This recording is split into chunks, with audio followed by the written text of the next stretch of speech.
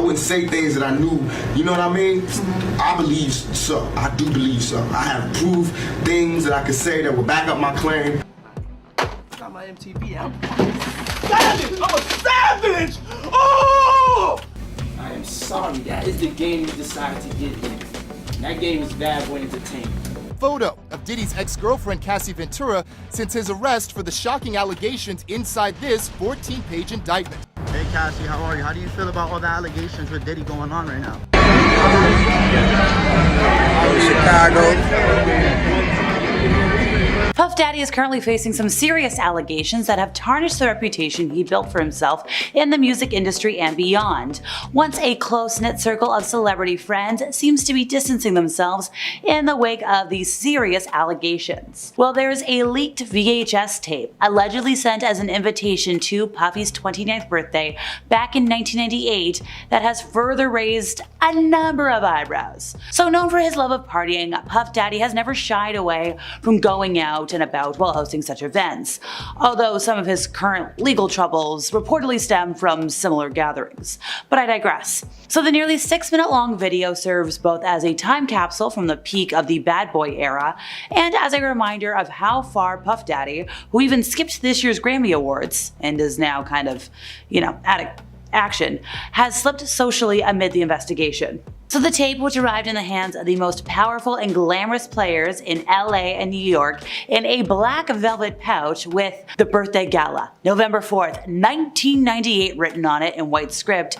features, wait for it folks, Oprah, Ellen DeGeneres, Chris Rock, Mariah Carey, Magic Johnson, Will Smith, Ben Stiller, Joan Rivers, Steven Tyler, Joe Perry, Tommy Hilfiger, Clive Davis, Ronald Perlman, Penny Marshall, Stephen Baldwin, and so many more. And they're all taking turns to hype the bash, encouraging the recipients to RSVP and to goof off for the camera. It all begins with a strange home video style skit in which Danny DeVito, lying on a sofa under a blanket, is like, "That's right, Puff Daddy's having a party, and this is Puff Daddy inviting you to come. Let's have a ball." And then the cavalcade of A-listers take turns reading from a script detailing the date and time, exactly how fabulous and expensive the affair will be, and then reading an address to RSVP to. Apparently the venue, which turned out to be Cipriani Wall Street, would be revealed later. One person refers to the "I'll Be Missing You" rapper as the legendary Puff Daddy. Some folks, including Ellen DeGeneres, tease him for his many monikers. Some other folks make fun of their own unease with hip-hop slang. One reliable source who attended the bash said, "I'd forgotten how much was made of the party in the press. I think bigger celebs and moguls were fascinated by the chutzpah of this 29-year-old. The Daily News reported that at the time the bash cost $600,000 and 1,600 people were on that list. The Observer compared it to Truman Capote's black and white ball at the Plaza, writing that while Truman's party was more for the creme de la creme of society, Puff Daddy was celebrating the kind of high-profile commercial success and notoriety that knows no bounds.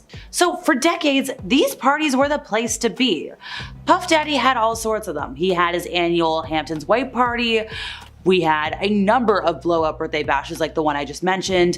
There were these lavish champagne and caviar-filled soirees, and these were attended by the likes of Jay-Z, Beyonce, J-Lo, Leonardo DiCaprio, and so many more. There was chatter. Leonardo DiCaprio did step back after a snap from one of the infamous parties came to light, and a friend of his mentioned, look, he just went to a party, it wasn't that big of a deal, they weren't super close, but look, back when Leonardo showed up at Puff Daddy's white party, the music star had tagged Leonardo as the #1 person he wanted at the bash.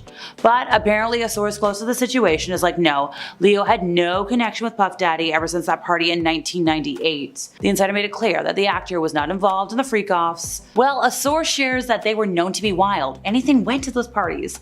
And ever since all those legal things have been coming into light this year, there's been a lot of speculation about what goes on there. There's been talks of rooms just for getting it on. There's been rampant substance use. There's been these all-night getting it on situations. Apparently, and these freak-offs were mentioned in the 14-page indictment, victims were, given substances against their will, forced to participate in extended performances that could last days at a time with professional workers. These things took place at hotels. Now, we gotta remember that Puff Daddy did plead not guilty to the charges and has denied all claims of SA. How much or how little did his A-list guests actually see at these crazy parties? Well, a couple of celebs have not been tight-lipped. In a 2014 episode of Keeping Up with the Kardashians, Khloe Kardashian recalled hitting up a Puff Daddy bash in Las Vegas, and she's like, yeah, this party, I think half the people were like, in the nude. And when asked about what went down when somebody else attended, Ashton Kutcher was like, I got a lot I can't say. And he said that verbatim in 2019 on Hot Ones. He's like, yeah, going through my little Rolodex of stories, can't tell that one either. In 2016, Howard Stern asked Usher, who lived with Puff Daddy for a year when he was, getting a start in the industry. And Howard Stern was like, hey, would you let anybody in your family go to one of those parties? Usher was like, nope. So obviously following all of this, a lot of folks are like, okay, we were maybe at the parties, but we didn't see anything. 50 Cent has been very, very vocal for a very long time, being like, nope, I didn't go to those parties. It's an uncomfortable energy, which in retrospect, probably a very smart man. Puff Daddy's friend Ray J was like, I've never seen anything that's been said there. I've never been in rooms that people are talking about. I don't think they existed. A lot of people in the industry can agree with me on that sense. Now look, apparently all the unsavory behavior took place at the after parties. What happened before 2 a.m. pales into comparison to what happened at 5 a.m. There was a source who wrangled guests for these parties, and yeah, the high-profile celebs would apparently leave around 2 to 3 a.m., and that's when the party took a turn for the naughty. Folks would lose their clothes, which was apparently the signal for people to leave. That's when fun things would come out, and that's when it would turn into a bender. During an intimate discussion with Oprah, peeling away the layers of his complex life, Puff Daddy evoked curiosity by avoiding details about the origin of the Puff Daddy moniker. So this conversation was part of an interview for O Magazine, and Oprah was just casually asking. She's like, what's going on here? And Puffy was like, look, it's a nickname somebody gave me. And obviously Oprah being an interviewer, she was like, okay, but we're gonna prod here. And then Puff Daddy was like, look, I've never told anyone that. I know you get people to tell you everything, Oprah, but I can't look you in the eye and explain that one. He's like, no, we're gonna have a name change ceremony. I'm rocking with, a new moniker now. My man Biggie gave me that. So who else was at these parties? Mariah Carey, Paris Hilton were spotted enjoying the lavish and extravagant atmosphere. Going back to Usher, once again, so he was mentored by Puff Daddy. He was at a lot of these parties. He's mentioned a lot of the wild things, and he once, kind of handed over Bieber. Other high-profile guests included music icon Diana Ross, Hollywood actor Owen Wilson, but we're gonna go back to Ashton Kutcher for a moment. Because even though he said, I can't talk about anything, and oh, I never did anything, their friendship goes way back. In the mid-2000s, they were so close that they were like, oh, we're the new Rat Pack, us and Jamie Foxx. So when Ashton said hey, I can't talk about a lot of this, what can't you talk about? Because the Daily Mail is like, hey, we think you might be expecting a subpoena soon about what you do know. Oprah Winfrey paid a fortune to Apple TV Plus chiefs to buy back the rights to a documentary about her life. Apple announced with great fanfare in 2021 that Oscar-winning filmmaker Kevin McDonald would be directing the documentary about the talk show host turned media mogul. However, sources say that McDonald, who teamed up with Winfrey's longtime producer Lisa Esprimer on the project, had clashed with the billionaire after he finished the film, and it's been on hold ever since. Kevin made the film, but Oprah didn't like it and he refused to change it, and Oprah has paid back her fee to Apple, at least according to a well-placed Hollywood source. While industry sources speculate Oprah would have to pay millions to get the rights to the documentary back, a source in the know denies that it was 7 figures. But here's the thing. Oprah's documentary is not the first high-profile release to be put on ice. Netflix's years in the making Prince documentary is being held hostage due to objections from the 7-time Grammy winner's estate. Looks like documentary making isn't exactly profitable these days. Oprah's been rightfully called out for using weight loss medication, despite being a longtime ambassador for Weight Watchers. The famous public figure has confirmed she uses an unnamed substance to help control her weight.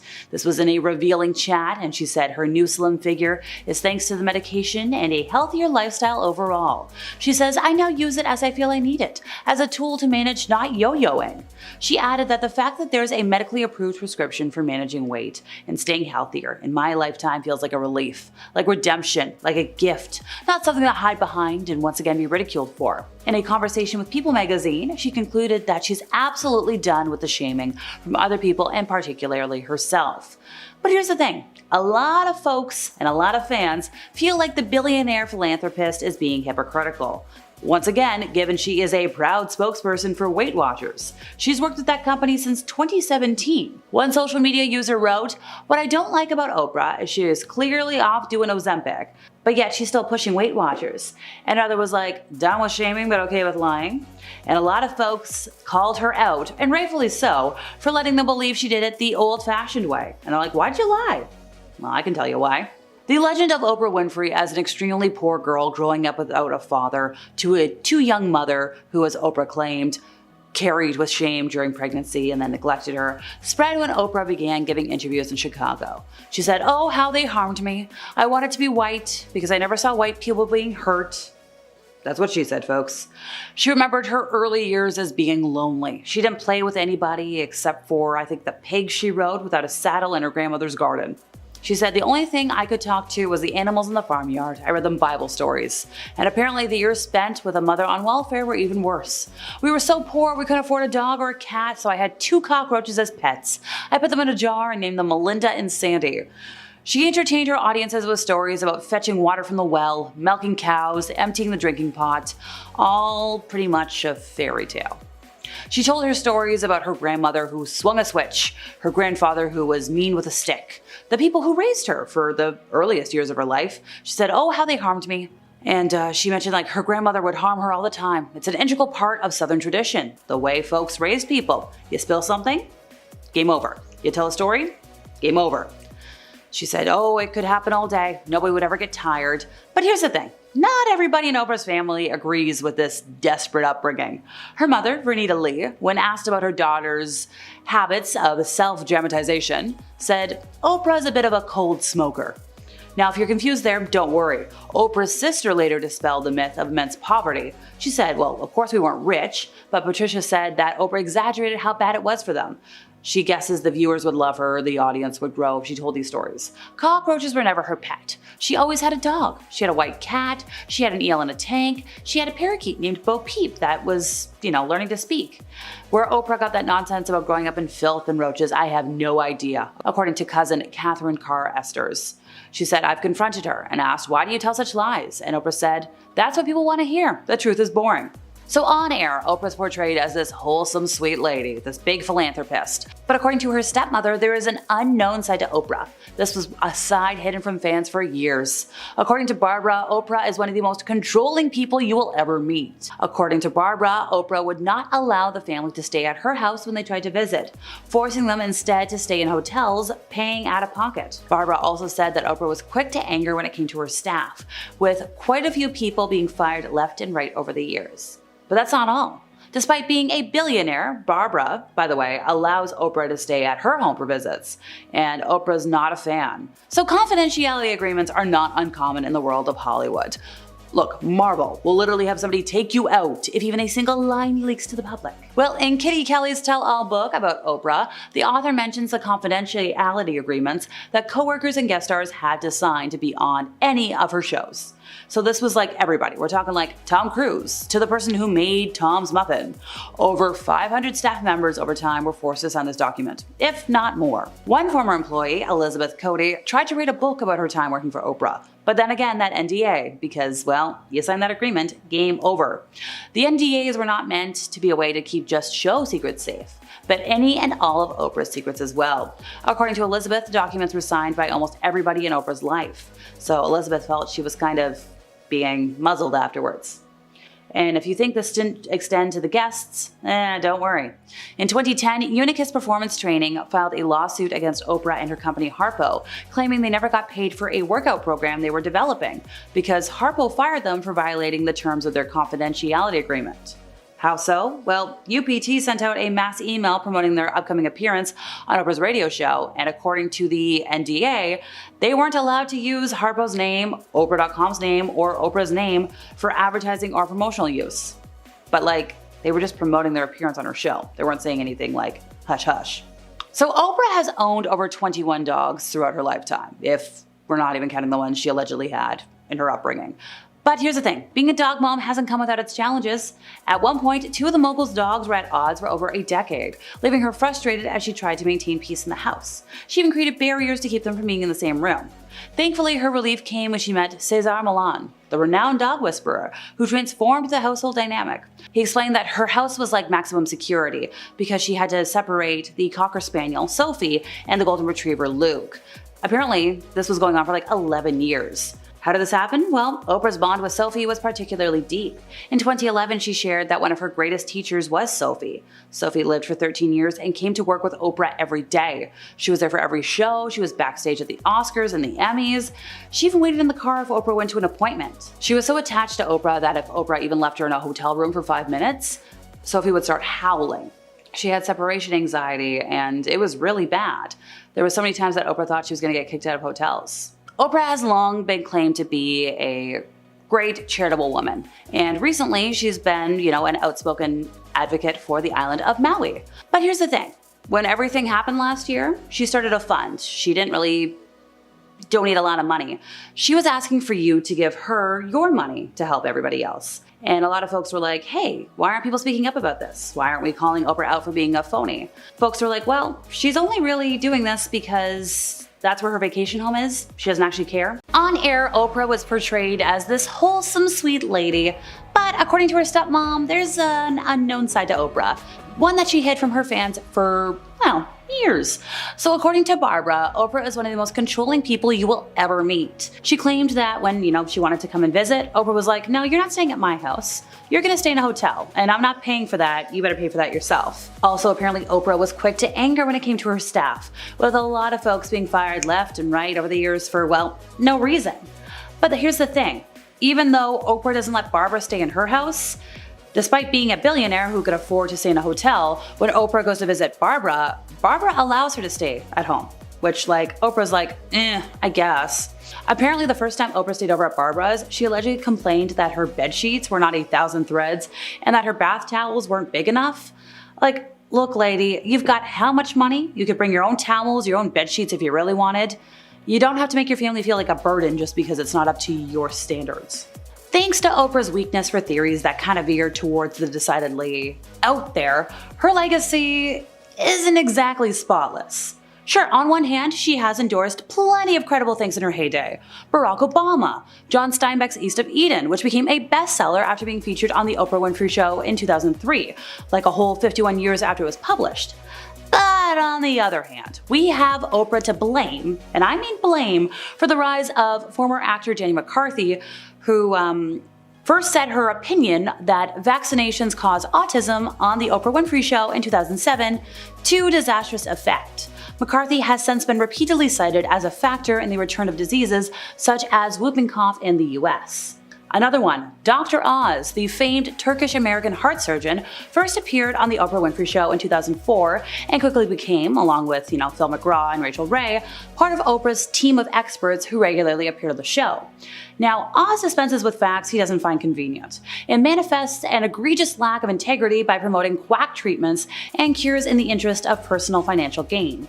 He's more like a Kardashian than a surgeon, according to some of his critics, which includes many of his colleagues, who argue that Oz's endorsement under a medical banner of certain remedies, ranging from the pseudoscientific to the downright kooky, is immoral.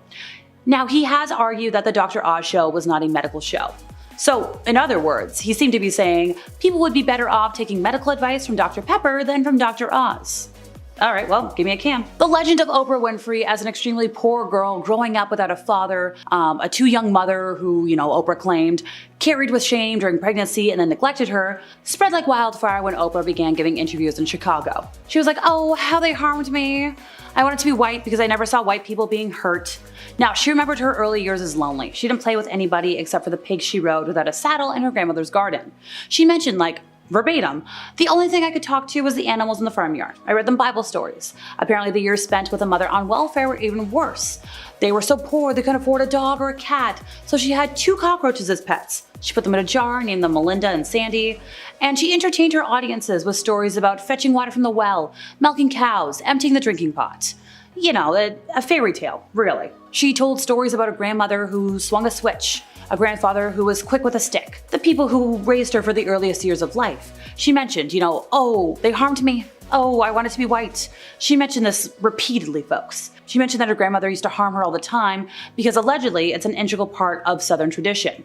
The way folks were raised. You spill something, you get a thrashing. You tell a story, you get a thrashing. She mentioned that her grandmother could have done that all the time and not get tired. Well, here's the thing. Not everybody in Oprah's family agreed with this desperate upbringing. Her mother, Vernita Lee, when asked about her daughter's habits of self-dramatization, said, yeah, Oprah's a bit of a cold smoker. And Oprah's sister later dispelled the myth of immense poverty. Patricia said, of course we weren't rich, but Oprah exaggerated how bad it was for us. She guesses that Oprah did this because the viewers would love her, the audience would grow. But she's like, cockroaches were never her pet. She always had a dog. She had a white cat. She had an eel in a tank, a parakeet named Bo Peep, who she taught to speak. Where Oprah got that nonsense about growing up in filth and roaches, I have no idea. That was another statement made by her cousin, Catherine Carr. She's mentioned that she's confronted her. She asked, Oprah, why do you tell such lies? And Oprah allegedly said, that's what people want to hear. The truth is boring. Well, I don't know about you, but I just want to know the truth. So Oprah has been recently called out for using weight loss medication, despite being a long-time ambassador for Weight Watchers. Seriously. They're kind of synonymous. The famous talk show host has confirmed she uses an unnamed substance to help control her weight. In a revealing chat, Oprah said her latest slim figure is thanks to the medication and a healthier lifestyle overall. She's like, I now use it as I feel I need it, and she mentioned the fact that there's a medically approved prescription for managing weight and staying healthier in her lifetime feels like a relief, like redemption, like a gift, and not something to hide behind and once again be ridiculed for. In a conversation with People magazine, Oprah concluded, I'm absolutely done with the shaming from other people and particularly myself. However, some fans felt the billionaire philanthropist was feeling hypocritical. Once again, given she is a proud spokesperson for Weight Watchers.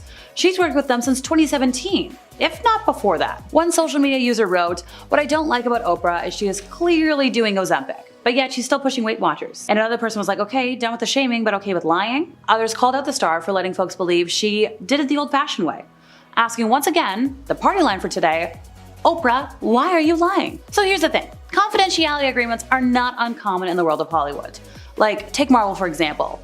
If you say something, if you leak a single line, a single name, game over for you. Poor Tom Holland.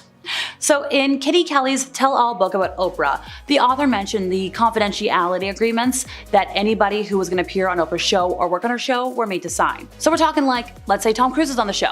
He's going to sign one. If you make Tom Cruise a muffin and you're within the vicinity of the show, you've got to sign one. So think about all the people over the years that have had to sign this. We're talking over 500 people. So one former employee, Elizabeth Cody, tried to write a book about her time working for Oprah, but she was stopped by the courts, still being tied to the agreement she signed. So the NDAs were not just meant to be a way to keep, the show secrets safe, but all of Oprah's personal secrets. So according to Elizabeth, if you were anywhere in Oprah's life, you had to sign one of those. And Oprah was like, hey, I feel kind of, restrained after signing the paperwork. She's not the only one. In 2010, Unicus Performance Training filed a lawsuit against Oprah and her company Harpo, claiming they never got paid for a workout program they were developing. UPT said Harpo fired them for violating the terms of their confidentiality agreement, after UPT sent out a mass email promoting their upcoming appearance on Oprah's radio show. Well, turns out, according to the confidentiality agreement, UPT wasn't allowed to use Harpo's name, Oprah.com's name, or Oprah's name for any advertising or promotional purposes. Unless, of course, they wanted to get the axe, even though they were literally just promoting their appearance on her show.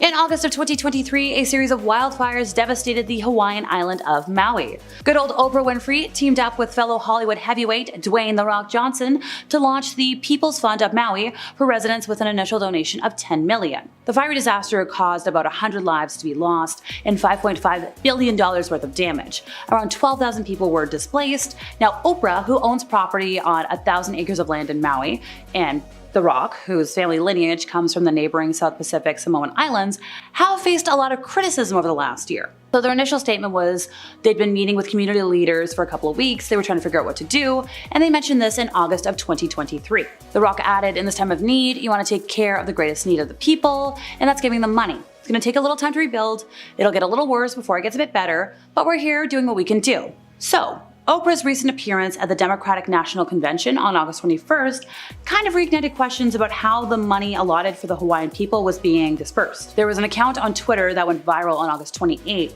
claiming that Oprah donated $150 million to the Kamala Harris campaign. And while Oprah did endorse Kamala for president, folks were like, hey, so where's all this money going? This way! Right here. We love you, Oprah. We love you, Oprah. Okay, here we go. Oprah's life will live forever on the silver screen, featuring the good, the bad, and the stuff she might have wanted to keep secret. From surprise family members to hiding behind NDAs and hidden pregnancies, there's a lot to learn. Talk show queen Oprah revealed a bombshell family secret to her viewers in 2011, telling them that she had recently learned she had a half-sister whom her mother had hidden from her for decades. With the way the media works, Oprah said there was no way the story wouldn't eventually get out, so she and her family made the decision to do it on the show because she wanted her viewers to hear it from her first. She said, imagine my shock just a couple of months ago, the end of October, when I found out I have another sister living just 90 minutes away. So just before Thanksgiving 2010, well, American Thanksgiving, Oprah received some news about her family that she says shook her to her core. So Oprah Winfrey's half-sister Patricia, a single mother of two, had been given up for adoption in Milwaukee by Winfrey's mother, Vernita, back in 1963. Now, Oprah was super young at the time of Patricia's adoption. She was living with her father in Nashville. She had no idea her mother was even pregnant. So Patricia was born on April 26th, and from the moment she came into the world, her life was far from easy. She was put up for adoption at birth, and apparently she was left in the hospital for about a month. And then for the next 7 years of her life, she bounced around from one foster home to another before finally being adopted. And all that time, she longed to be reunited with her mother. She had some disbelief that she didn't mean to put me up for adoption. She would just always wish that her mother was going to come back and get her, said Patricia. Then as she got older, she knew that wasn't going to happen. When Patricia was 17, she gave birth to a daughter, Aquarius. 6 years later, she had a son, Andre, and mentioned that her whole goal was she wanted her offspring to, be able to look at her, to see her, to be with them. She spent the next 30 years raising her descendants on her own. What she was grateful for was the people who she had in her life, the people who gave her strength, the people who loved her. She doesn't regret the fact that her mother gave her up because that wasn't the way her life was supposed to go. That was. So Oprah, on the other hand, had two siblings, a brother, a sister. Sadly, at the time of all that, they had already passed away. And Vernon, Oprah's father, is not Patricia's father, by the way. So Oprah said on her show, for the most part, her life has been an open book. On her show, she's seen everything. She thought nothing could surprise her anymore. But she was wrong. She described learning about her half-sister as news that shook her to her core. It left her speechless. Now, Patricia said she first discovered her link to the media mogul in 2007 after a lot of years of searching for her mother. And after her mother refused to meet with her, Patricia, who was on the phone with her son Andre, happened to overhear a local news report about Oprah's mom, who was giving new details about her other offspring. Her mother said that two of them had passed away, and Patricia knew from her records that she had two siblings who had passed away, and she heard that one was named Patricia, one was named Jeffrey. And this Patricia was like, oh my gosh, the hairs on the back of my neck stood up because I knew that one of my siblings and I shared the same name. And she said, no, that can't be. But it was. DNA tests proved that Patricia was an 85% match to Oprah's niece, who was the daughter of the first Winfrey sister named Patricia, who passed away in 2003. We're going to refer to her as Pat for clarification. Despite feeling rejected by her mother, Patricia decided to keep her findings a secret because she didn't want a media frenzy. She remembers just, worrying about Oprah. She was praying to God that nothing got out because she didn't want to hurt her. Now, Oprah's longtime best friend, editor of O Magazine, Gayle King, told news outlets that Oprah was stunned. Particularly that the sister she never knew showed so much loyalty. Gayle said, here's a woman who legitimately had a story to sell and didn't. She was just trying to find her mother. Oprah, of course, just turned out to be a bonus. So on Thanksgiving Day, Oprah and her partner Stedman drove to Milwaukee to meet Patricia and Patricia's family for the first time. And since meeting her half-sister and her new niece and nephew, Oprah said she had come to admire their character. And she said what was so remarkable to her about this, and what made her cry, was just because since she had been a person in the public eye, there had only been a few times that she had been anywhere and not been sold out. There were very few times in her life where she could bring somebody in new and not have that person in some way betray you or use you or take advantage of you. Look, Patricia had tried and tried again to get responses from anybody in that family, and she never once thought to go to the press. She never once thought to sell the story. And when Oprah heard that about her, she said regardless if it's true or not true, she had to meet Patricia because she wanted to meet somebody who had that kind of character. So she thanked her. So a few weeks after the whole DNA test got done, Patricia finally did meet her birth mother, Vernita, for the first time. And she said she just kept looking at her going, I don't know if I look like you or not. She just kept trying to find herself in her. But there's no questioning how much Patricia looks like her half-sister Pat. Now Pat's daughter Alicia says that meeting Patricia was one of the best gifts she ever could have gotten. Krishanda, Pat's other daughter, first heard about Patricia from Alicia, who then sent her a photo of their newfound aunt.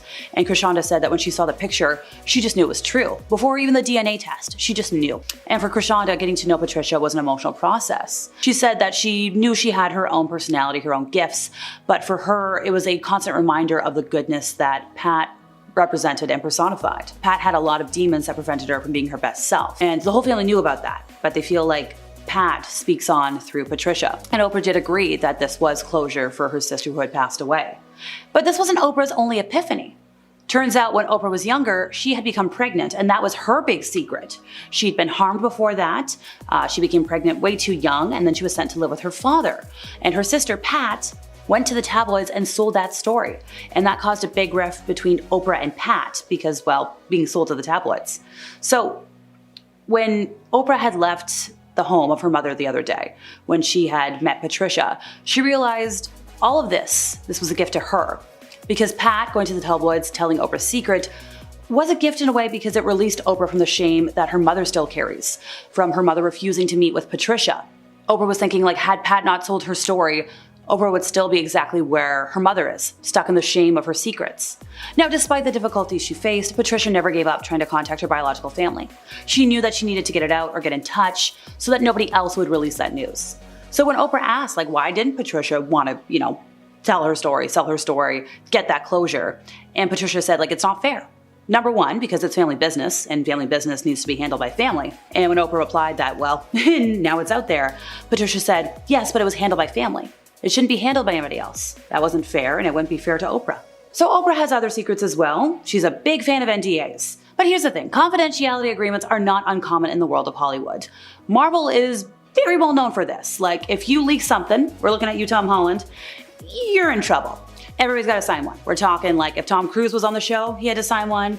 If you made something for Tom, or if you were one of Tom's entourage, you had to sign one. I think over 500 staff members over the years have had to sign an NDA to work with Oprah. One former employee, Elizabeth Cody, tried to write a book about her time working for Oprah, but was stopped by the courts because she was tied to that lovely NDA. Because these non-disclosures weren't just meant to keep show secrets safe. This was also for Oprah's personal, privacy, which I get it. According to Elizabeth, anybody in Oprah's life had to sign one of these. But Elizabeth felt kind of, muzzled by all of this. And she's not the only one. In 2010, Unicus Performance Training filed a lawsuit against Oprah and her company Harpo, claiming they never got paid for a workout program they were developing for the company. UPT alleges that Harpo fired them for violating the terms of their confidentiality agreement. Why? And how? Well, UPT sent out a mass email. They were promoting their upcoming appearance on Oprah's radio show, and according to the confidentiality agreement, they weren't supposed to do that. They weren't allowed to use the name of the company, Oprah's name, Oprah's website name, anything for advertising or for promotional purposes, unless of course they wanted to get fired, even though they were just promoting their appearance on her show. Are you risking anything at all entering the political arena to endorse Kamala Harris? And I think the answer people understand in this time and place is yes.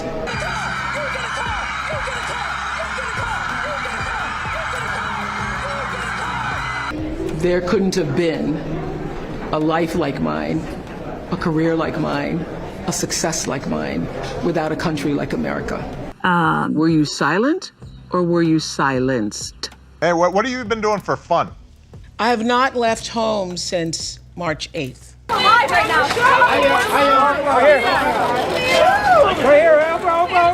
While the older generation loved Oprah Winfrey and what she stood for, people are now seeing the dark side of the star, from hoarding her $3 billion to help cover up crimes. Here are warning signs that prove she's evil.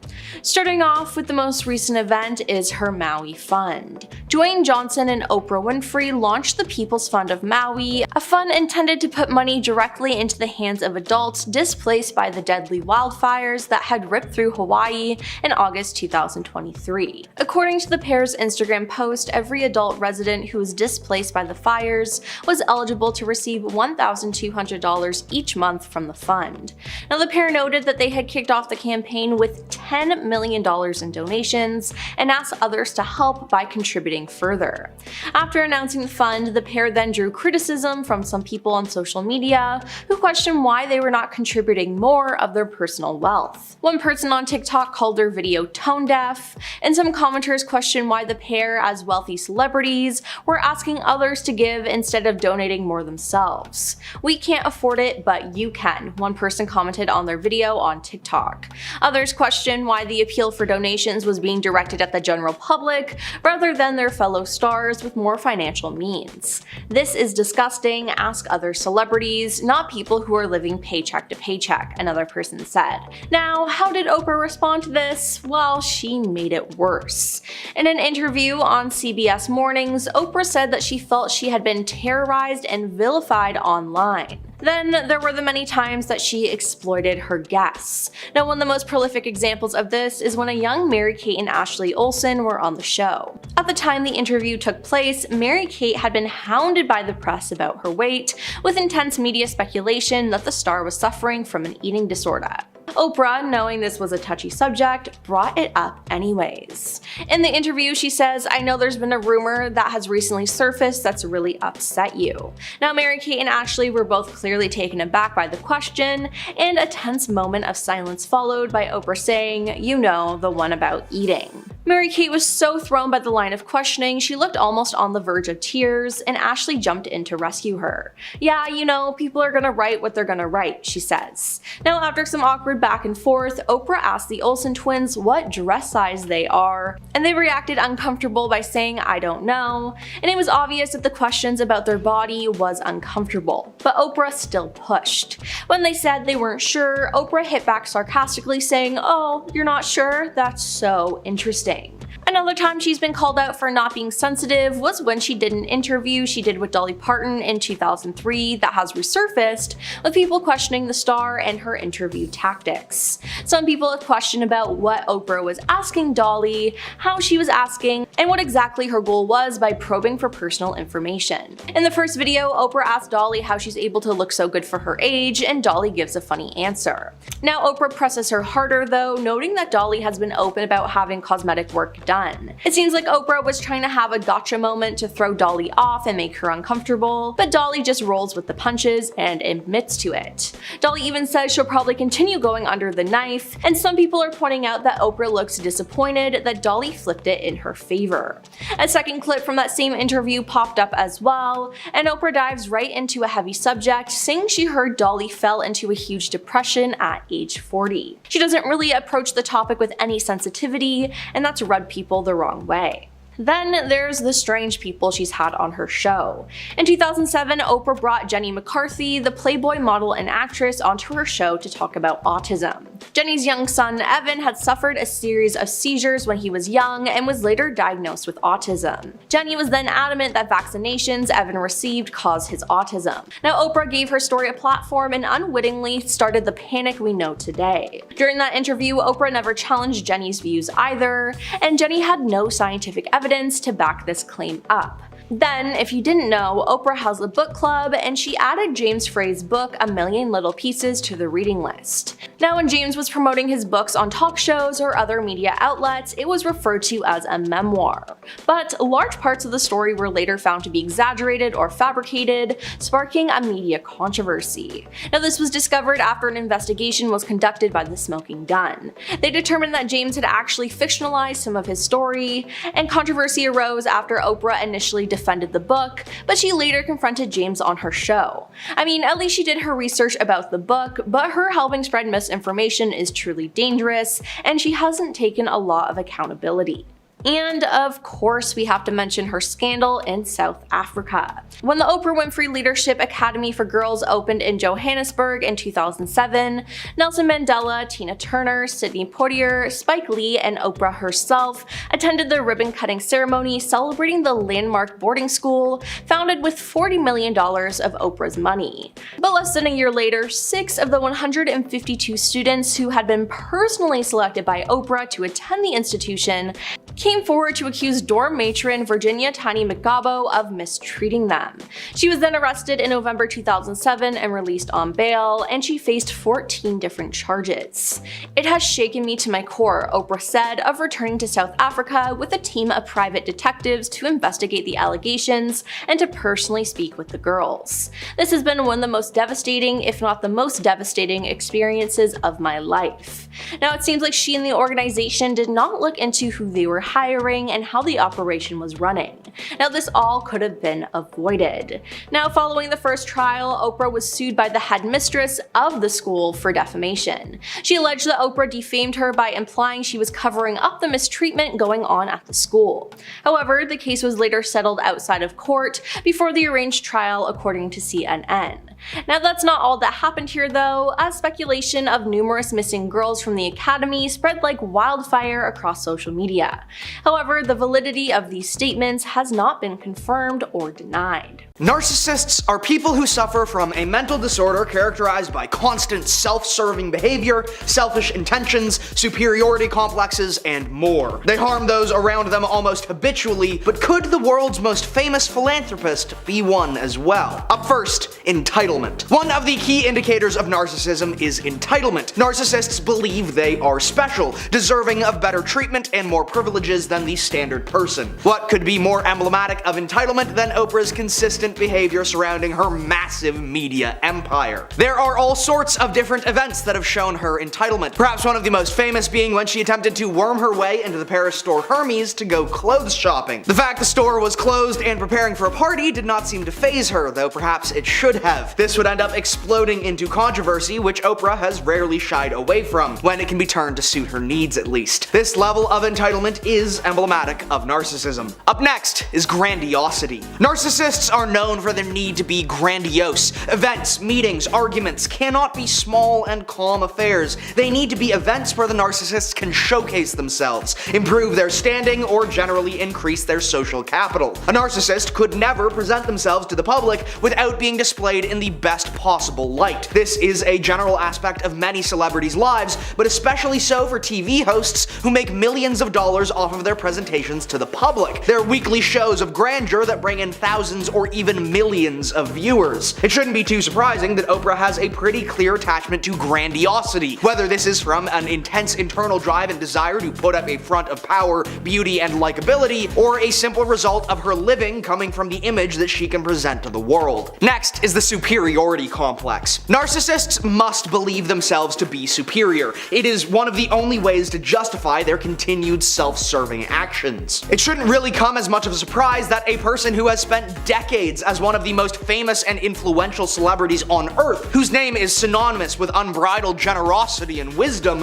who's worth billions of dollars, would end up with some level of a superiority complex. We can see it in her treatment of several guests, as well as in her treatment of her family. She reportedly complained furiously when forced to use bedsheets and towels that weren't of a high enough thread count and quality while visiting her stepmother. Oftentimes, narcissists are least able to hide their true selves when with family, which seems to indicate Oprah is not as humble as she claims. Up next is arrogance. Oprah's arrogance is legendary. Some would even claim unrivaled. Take, for instance, the time the multi-billionaire asked the general public to help fund the Maui relief effort, while only donating $5 million.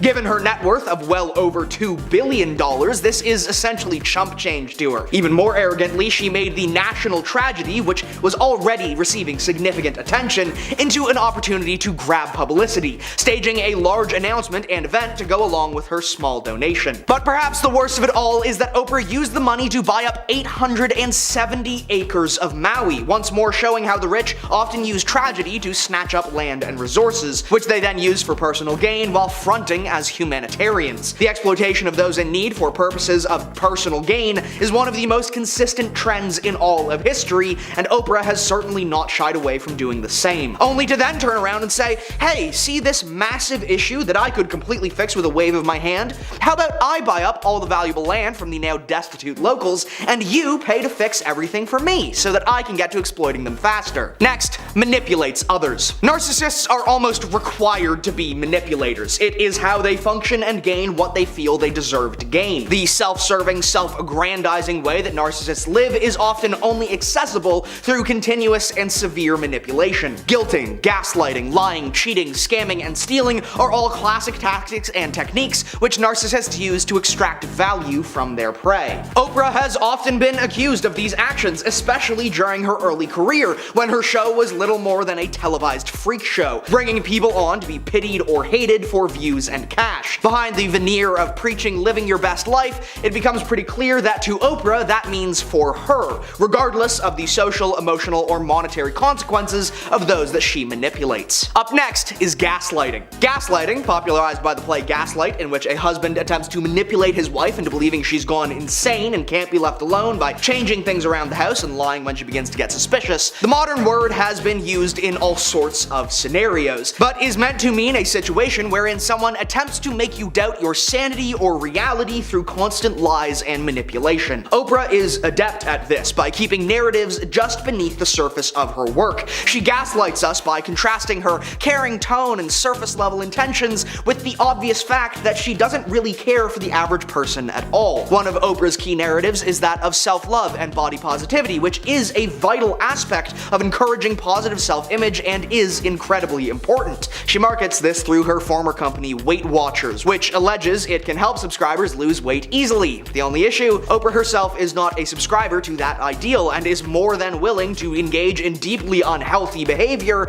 and the use of drugs to match society's expectations rather than practicing what she preaches. Next is the lack of empathy. Oprah is known as an empathetic person. She has to be for her tear-jerking shows to make sense. She brings on people to reveal a vulnerable part of themselves for millions to watch at home. How empathetic can you be when your main goal is how much money you can extract from your show? Plenty of people have a seriously invested interest in helping people who are struggling, in supporting mental health and mental health awareness. They just don't make millions of dollars off of publicizing and showcasing how good of a person they are. Off-screen, Oprah is another person entirely, which indicates just how much of a show her false empathy is. Instead of selflessly rebuilding Maui after the devastating fires, something she easily could have done, she bought up hundreds of acres of land on the cheap. Plus, she was responsible for the Dr. Phil show, which followed Oprah's lead of exposing deeply troubled people to mass media attention in order to siphon off as much cash as could be made. Up next is the false image projection. Narcissists obviously have to present a false image. If they showed themselves to be their true self, they would quickly be seen as the manipulating, self-centered liars that they are, and that simply would not do. Reality TV, by comparison, is almost entirely and exclusively image projection. Now, Oprah does a very good job of covering as much of this up as she can by forcing her entire crew and guests to sign incredibly restrictive non-disclosure agreements. These agreements likely include something along the lines of preventing and prohibiting any negative talk to ever be repeated. Questions to even retired staff along the lines of what was the craziest or worst or sketchiest thing to happen on the show are completely ignored in multiple Reddit AMAs and interviews. This coupled with dozens of people alluding heavily to Oprah not being nearly so magnanimous and generous behind the screen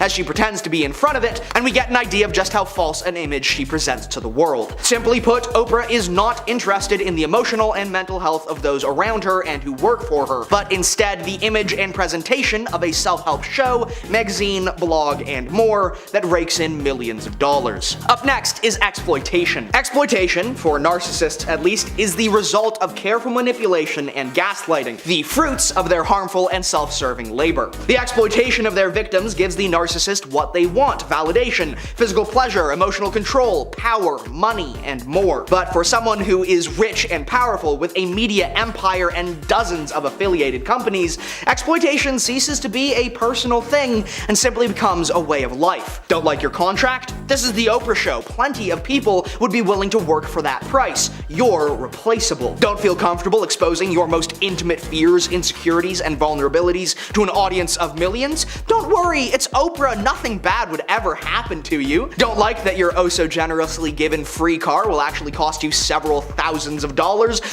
you may not have? Well, that part won't make it to TV anyways. And just to be sure, have everyone, everywhere sign strict and long-lasting non-disclosure agreements so no one will ever know just how badly they got shafted. The final and perhaps most key point: narcissists can do no wrong, in their own minds at least. No failure or harm or consequence is ever their fault. No success, growth, or benefit is ever anyone else's responsibility but theirs. We see this with Oprah as well, but on a scale more significant and more well concealed than almost anywhere else. Oprah is the face of her multitude of industries. Not only is it in her best interests, but also in the best interests of her shareholders for her to never do any wrong. Rampant maltreatment and harm within her youth leadership programs? A bad actor, surely nothing systemic. Toxic ideals being spread by her numerous weight-conscious exploits? A simple misinterpretation of the Queen's intention. We will likely never know the multitude of ways that Oprah has caused harm and covered it up, simply because she and her shareholders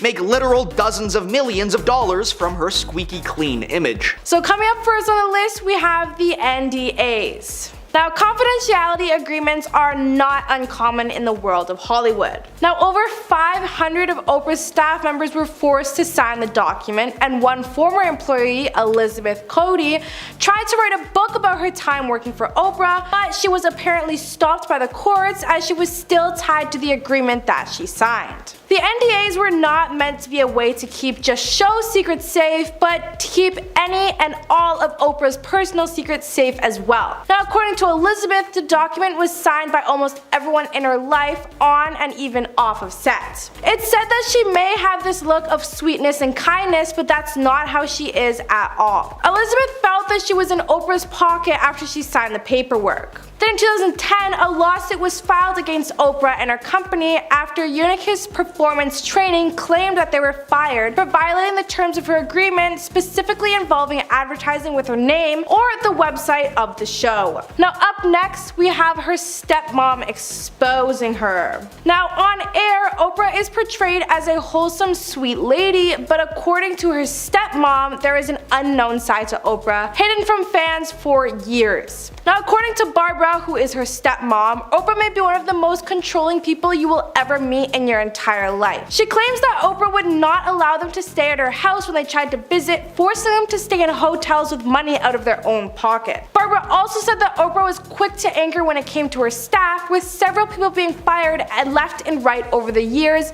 but couldn't come out about the situation because of the NDAs. But that's not all. Despite being a billionaire, Barbara allows Oprah to stay at her house for visits, something that Oprah actually hated. The first time she stayed over, Oprah allegedly complained that her bed sheets were not 1,000 threads and that her bath towels were not big enough. This woman has billions of dollars to do anything she wants, and what she wants is to make her family feel like a burden. Next up on the list, we have the supplement overload controversy.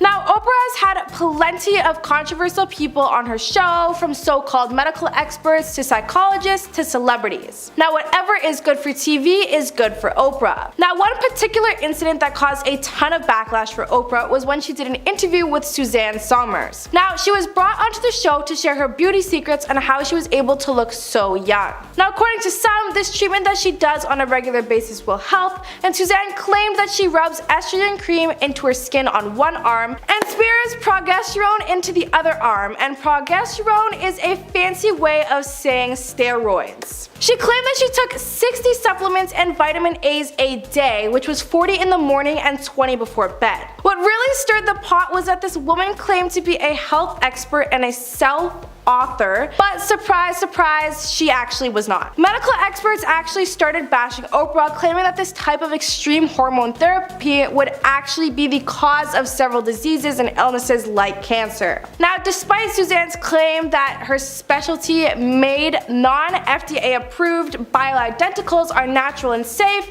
they are actually just synthetic, conventional hormones that you can buy from a pharmacy. Now, Oprah did everything in her power to sell this idea to her audience, believing 100% that the methods were useful, even claiming that she had used the methods herself that made her feel so incredible. So this lady would rather risk her audience getting cancer than just telling the truth. Up next, we have her billionaire advocacy.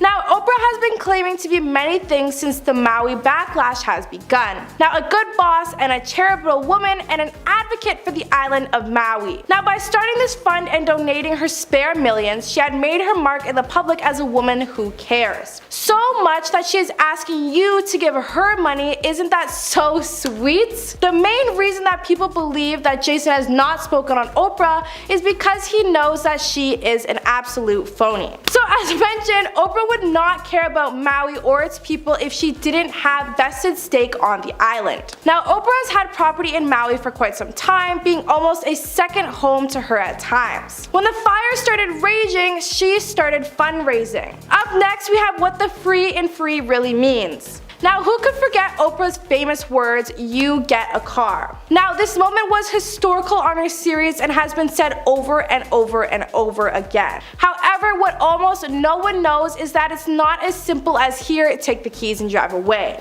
Now, when someone gives out anything on television, there is always a catch. Now, for Oprah's audience, the catch was that if they actually wanted to drive away in their brand new car, they would actually have to pay over $7,000 in taxes first. Now, while Oprah's studio would cover the sales tax and registration for each car, the audience members were given a choice to either pay $7 grand and take the car, or simply just take the cash instead. Oprah has been hiding secrets for years. Are they evil? Yes. Number 10. Will never marry Stedman. Oprah and her partner Stedman have been together for a long time, but have never actually gotten married. While Stedman has never explained why this is, Oprah shared her side of the story. According to Oprah, getting married would mean that she would not be able to, quote, have her own life, claiming that everything she's built on her own would be at risk, like he was some kind of a career parasite. The strangest part about her logic behind this is the fact that she said on air that she actually wanted Stedman to propose to her as soon as possible. Their relationship has survived a lot despite the years of rumors and speculation. However, a source close to Oprah said that in her 4 years with the show, she could tell that there was absolutely nothing there with this man. Oprah just wanted to portray herself as a woman who loved her husband, and he wasn't even her husband, so she was just someone who loved her guy. In reality, Stedman probably has a house separate to Oprah, but like 1/5 of the size. Number 9. She's a diva. On air, Oprah is portrayed as this wholesome, sweet lady, but according to her family,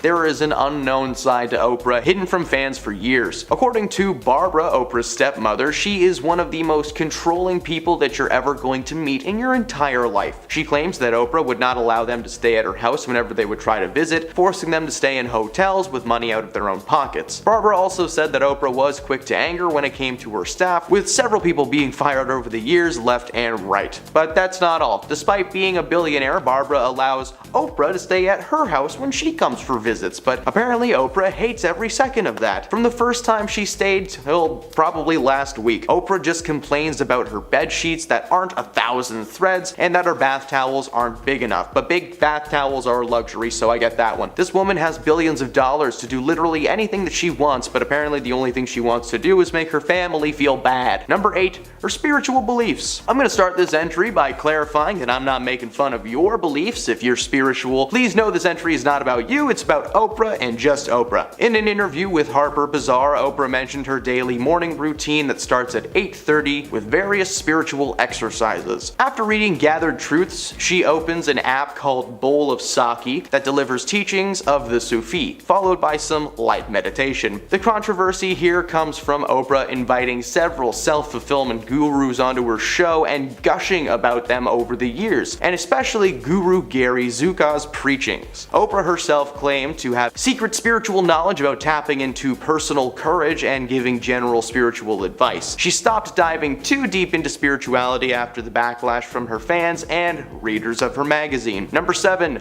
Wild Child. Several books have been published about Oprah over the years. Some of them were from her, some of them were not. In her own book that she wrote herself, she revealed that growing up, she was far from this easy kid to handle. When she was young, she was sent to live with her father Vernon after Oprah was caught stealing from her mom. Despite being an on-screen persona known for charity and kindness, she was actually a menace throughout most of her life, according to her family. As I've mentioned on several lists before this, Oprah's stepmother, and I also said it on this one. As I mentioned just previously on this list, Oprah's stepmother is not allowed to stay at her house, and she's known to be pretty controlling. She admitted to doing some pretty troubling things at a young age, including staging an amnesia bout where she broke several things in her mom's house and called the police, pretending not to know what happened. Yeah, according to Oprah's mom, she was uncontrollable, ungrateful, and I'm pretty sure after that situation, just a little bit crazy. Number 6, her buddy, Dr. Phil. Oprah's not just responsible for many hopes and dreams being squashed live on air, but she is also the creator of many talk show celebrities, like health expert Dr. Oz and life coach Dr. Phil. Before Dr. Phil had his own show, Oprah had asked him and his courtroom consulting firm to help with the trial. Now, before even meeting Oprah, Phil actually had zero interest in being a television personality, but Oprah decided, hey, I'm gonna force this guy to do it, convince him, make him see the light. According to Phil, she helped him understand the power of these shows and what they were truly made for. Profit. For Phil, he brings people on his show who are struggling with personal issues that just so happen to be great for television, like the Cash Me Outside girl. Dr. Phil made her famous, because that's fair. But it's not just Phil that's had some controversial moments. Her other protege, Dr. Oz, has had a lot of rough moments over the years. His show is centered around medicine and health. He brings so-called health experts on week after week. My mom used to love this show, so unfortunately I'm very familiar with this man. Oprah was partnered with both of these people, meaning that whenever they got money, she got some of it too. She doesn't like to advertise how much she actually makes from these guys, but considering how many episodes they have and how long the programs have been running for, it's probably a decent little chunk of cash. Number 5. Let's get into some of the celebrities that don't like Oprah now, because honestly there's not a lot of secrets that haven't been revealed. Number 5. Seth MacFarlane. The creator of Family Guy and the TED series is not a fan of Oprah Winfrey. During the whole 2020 situation with masks and the isolation, and you know what I'm talking about, Seth decided to share some words of wisdom about Oprah Winfrey. He started by acknowledging that Oprah had done some pretty altruistic things with her career, but that she has used her platform to amplify the voices of outlandish characters rather than legitimate scientists or medical professionals. The post included a link to the LA Times that discussed misinformation from Dr. Phil and of course from Dr. Oz. He was claiming that a ton of what was discussed on their shows was nothing more than misinformation and entertaining disasters. The Cash Me Outside girl, the purple guy who drank silver water like it was his job, and so many more that I can't actually talk about on the internet. He called Oprah out for starting out as a legitimate show with the goal of education, and instead it just kind of morphed into this misinformative cartoon. Number 4. Rose McGowan. A ton of A-listers out there will be on Oprah's side through thick and thin. That's just the way it is. However, Scream alumni and Me Too activist Rose McGowan is not one of those people. Former Charmed star tweeted a photo from 2014 involving Oprah Winfrey kissing the cheek of one of the most disgraced men in Hollywood history. I can't say his name and we can't put pictures of him up on this video, but he looks like Jabba the Hutt. And he worked with Quentin Tarantino, so I'm just gonna call him Jabba the Hutt for the rest of this video. The photo was taken from the 2014 Critics' Choice Awards. She posted on Twitter that she was glad to see the ugly truth about Oprah coming to light. She wished Oprah were real, but she's not. She's as fake as they come. #lizard. No, she didn't add that last part, but I did. Winfrey claimed she didn't know what was going on back then and regretted being so close to such a terrible man that I really wish we could talk about, but can't do that. No, it's not happening. Number 3. Kid Rock. Kid has never been shy about his opinions on anything, especially when it comes to Oprah. A while back, Kid Rock was escorted out of his own steakhouse in Nashville, Tennessee for ranting about Oprah in a no-no juice-fueled tirade. He told TMZ that his PR team actually tried to get him on Oprah at one point, and Oprah's team just wanted Kid to write down 5 reasons why he loved Oprah's show. That was it. And he said F that and threw that offer out the window. Over the following years and to this day, he's tweeted his opinions and feelings about Oprah, with the big summary being that he just kinda doesn't vibe with her. Literally saying that he could not explain why. Maybe it was just because he didn't believe she was nice or charitable, but he was certain that she was secretly a menace, and look where we are now. Number 2, Mel Gibson. Alright, there has been a ton of misinformation spread across the internet since this whole Oprah thing has gone down. For a while, people believed that Jason Momoa and Tom Hanks had inside information on Oprah and that it needed to be shared with the world, but that was all a lie and neither of those people ever actually said a word about Oprah. Another celebrity brought into this mix is Mel Gibson. This man is fueled by controversy, so it's understandable. For the past few weeks, clips and comments have been making their way across the globe, alleging that Mel Gibson has this inside scoop on Oprah's secret agenda, that he's ready to share it with the world. But once again, this is a lie. It turns out that someone out there loves using AI to make stuff, and it would appear that someone somewhere wrote controversial Oprah into a bar and bam, there was a script. Now, I don't use AI for a lot of stuff, so I'm not really sure if that's the process or not, so that could have been a silly sentence to say. Mel has spoken out claiming that he's never actually received any inside information on Oprah, and that he's been fairly neutral on the whole Maui thing, so the so-called hate towards her just